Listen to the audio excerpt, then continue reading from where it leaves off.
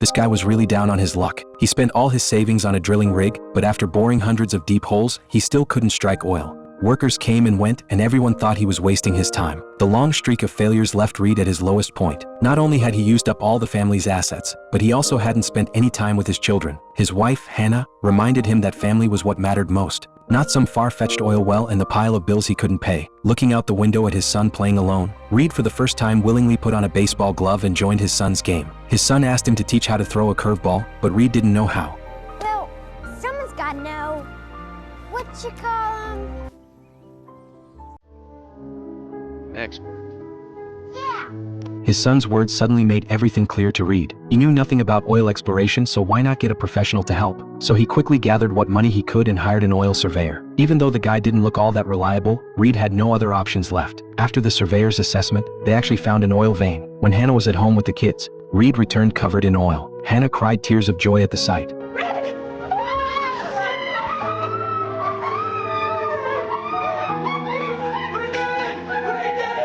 They had finally made it. Money would no longer be a worry. Rough estimates showed the oil field could yield about 50 million barrels at $2 per barrel. Reed's net worth had now reached over 100 million, bringing him closer to his dream of becoming a billionaire. But his success attracted envy. The farmer who owned the land heard there was oil underground and took Reed to court, claiming the land sale didn't include oil rights. Reed was furious, but by now he had learned that some things are better left to the professionals. Back home, he immediately called the most famous law school. He wanted the best lawyer they had. On the day of the hearing, Reed calmly walked into the courtroom alone. The farmer, who was suing him, laughed at him for not being able to afford a lawyer and having to defend himself. Just then, the lawyer Reed had hired walked in. After a quick chat with Reed, he immediately came up with a strategy. As I was saying, in pulling the records, I noticed that my client purchased the land and mineral rights from your client in a land swap more than 2 years ago.